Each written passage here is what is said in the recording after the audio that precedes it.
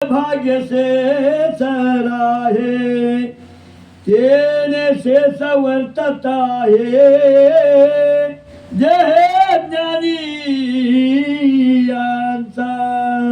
महाराज म्हणाले ज्याचं प्रारब्ध भाऊरावजी सुंदर वय आहे तुम्हाला मी सांगालो आपल्या प्रारब्धामध्ये आपल्याला बदल करता येते. एवढा शोभाबाई या पराभक्तीमध्ये परमोच्च सर्वोच्च अधिकार आहे. जे पराभक्तीमध्ये बदल करून घेता येते एवढा बदल दुसऱ्या भक्तीमध्ये होत नाही. दुसऱ्या भक्तीत काहीच होत नाही असं म्हणून नाही. काही होते पण जे पराभक्तीमध्ये होते तेवढं होईल. तुम्ही सगळं बघलेले व्हा. आता बघा नामे तरती नामे उद्धरती नामे भवरोग हरती नामे आकाश पडता धरे धरत्री. याच्या पुढचं आहे का नामे वैरी सज्जन होती नामे दारिद्र्य नाश पावती नामे महारोग पंडुरोग हरती दयाळाचे स्मरण करता राजहंस होती दयाळाचे स्मरण करता परमपदाची प्राप्ती. तुम्ही थोडं थोडं नाम घेऊन बघा. तुम्ही थोडं थोडं तूप खाऊन बघा तसं तसं रूप येते. लक्षात आलं की आता मला रात्रीचं बोलायचं नाही ते तुमचं तुम्ही बघून घ्या. इथला विषय नव्हता पण तुझं नामच खोटं होय तुझा धर्मच खोटा होय असे काही आदम लोक याला काही वाईट शब्द बोलायचा नाही. असे आदम पापी लोक काही भरकटल्यासारखं बोलतात. तर आमच्या लोकांना तशा लोकांच्या संगतीमध्ये जाऊ नये आपला वेळ खराब करू नये.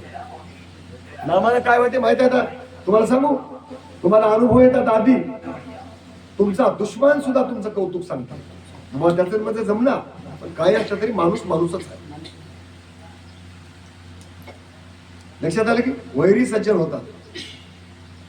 तुमचा दुश्मन जरी असला तुमची किंमत वाढली की त्याच्या पोराच्या पोरीच्या सोयरी केला तुम्हाला बळजबरी नेते का तुम्हाला नेल्यावर जमते असं त्याला वाटत कितीतरी अनुभव सांगतो मी तुम्हाला. लक्षात आलं की तुमच्यासाठी नाही ना ते त्याच्या फायद्यासाठी नेते. लक्षात आलं की त्याला वाटते भाऊरावजीला नेलं तरी इथलं जुळते नाही तर जुळला.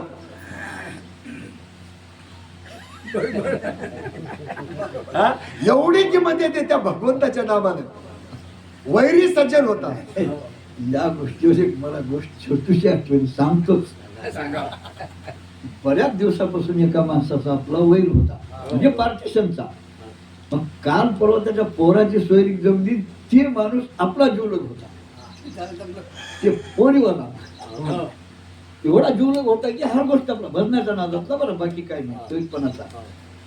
मग त्या माणसाने आपलं टेंट बांधायला आलं. मी म्हणलो बा पोराला हे माणूस आपल्या घराला कस काय आला तर पोरग मला उत्तर दिलं तसं न बाबा म्हणलं ते मातूरला वेळा आपल्या म्हणजे बसते याही काही सांगून हो म्हणून आलंय म्हणला.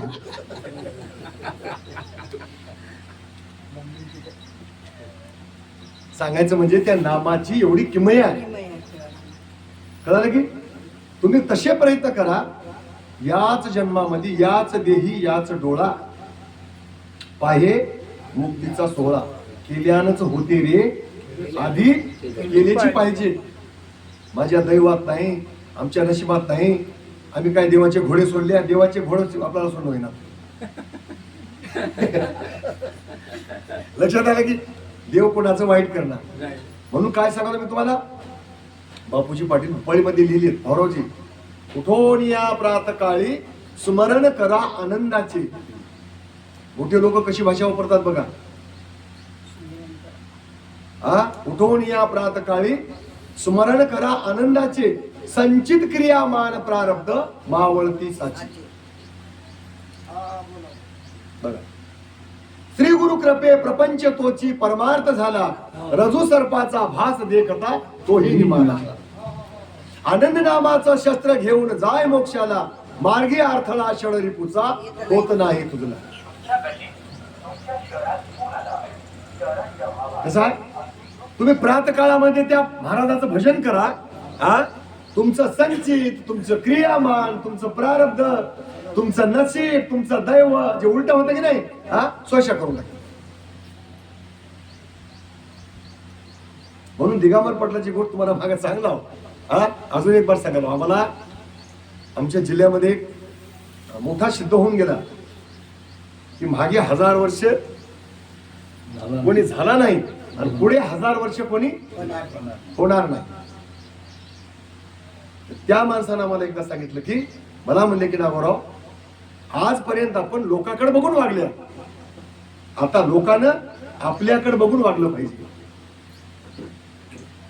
आजपर्यंत आपण लोकांच्या घरून आणल्या, आता लोकांना आपल्या घरून नेलं पाहिजे.